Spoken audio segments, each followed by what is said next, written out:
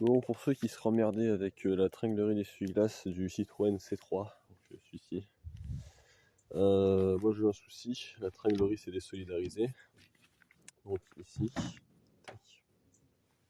Donc là c'est des pièces toutes simples, hein. C'est juste des espèces de caches en métal. Dessous il y a une rotule avec un joint, et c'est pareil en face. Donc là il y a deux rotules, une là, qui sont prises dans ces espèces de caches. Donc moi c'était désolidarisé ici, donc le moteur tournait dans le vide.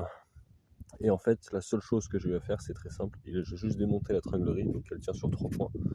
Et ensuite, j'ai serré là avec une pince multiprise assez forte pour la remettre dedans. Bon, c'est une réparation très simple, mais avant de commencer à faire des frais, regarder qu'est-ce qui peut ne pas aller, ça peut être bien de vérifier ça.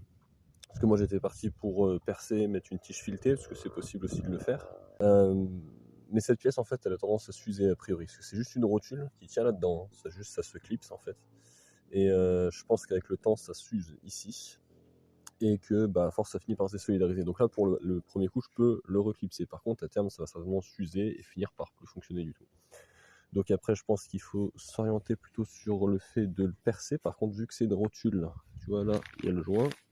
La pièce est légèrement en biais. Donc si on perce avec une tige filetée, je pense qu'il faut laisser du jeu. Enfin, il faut percer un trou un peu plus grand.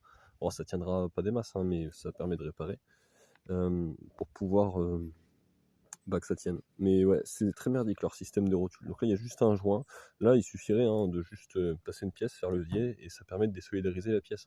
Donc juste vérifier avant de faire des frais sur la Citroën C3, de simplement essayer de reclipser comme ça. Et on doit pouvoir le faire sans démonter la tringlerie, juste en accédant avec une pince. Je le remonte et puis on regarde.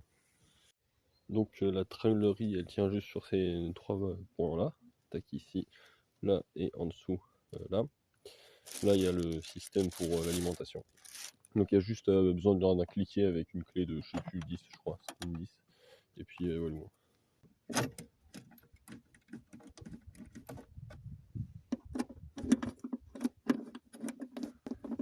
On est de côté, comme ça tient là. Et là c'est plutôt un écrou. Mais rien de bien compliqué, il suffit de bien viser.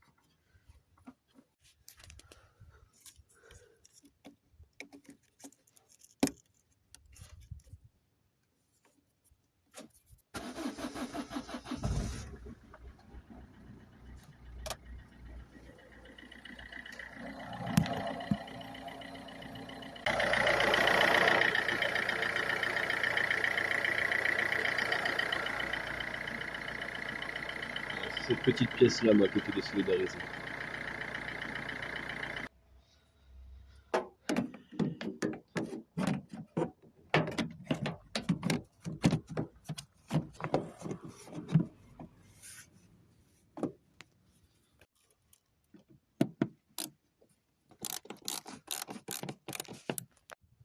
La partie la plus technique, c'est de régler les essuie-glaces par rapport au crantage.